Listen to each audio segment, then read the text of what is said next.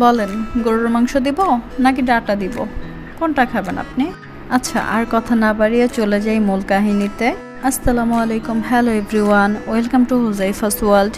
চলে এলাম নিউ একটি ছোট্ট কুকিং ভিডিও নিয়ে আপনাদের মাঝে। চলুন আজকে আর কথা না বাড়িয়ে আমার বাবার খুবই পছন্দের একটি রেসিপি আপনাদের সাথে শেয়ার করি। তো প্রথমেই আমি পেঁয়াজটাকে একটু ব্রাউন করে ভেজে নিলাম, দেন এখানে আদা পেস্ট রসুন পেস্ট অ্যাড করে কিছুটা ভেজে নিয়ে দেন এখানে পানি অ্যাড করে দিলাম। এরপরে মরিচ গুঁড়ো, হলুদ গুঁড়ো, ধনে গুঁড়ো, জিরে গুঁড়ো আর গরম মশলা গুঁড়ো দিব, সাথে দিব পরিমাণ মতো লবণ। এগুলোকে একটু ভালোভাবে কষিয়ে নিয়ে দেন এখানে মাংস অ্যাড করে দিব।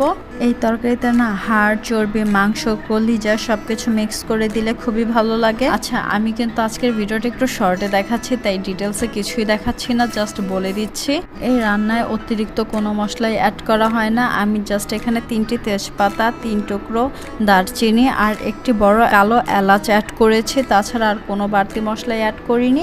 আমি ডাটাগুলোকে একটুখানি ভাপিয়ে নিয়ে দেন মাংসের সাথে একটু ভালো করে কষিয়ে নিলাম। এরপরে অল্প পরিমাণে ঝোল অ্যাড করে দিব।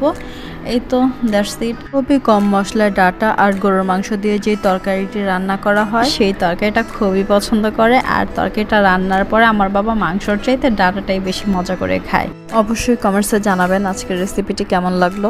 আচ্ছা, আপনাদের বাড়িতেও কি এভাবে ডাটা দিয়ে গরুর মাংস রান্না করা হয়? আমাকে কিন্তু অবশ্যই জানাতে ভুলবেন না।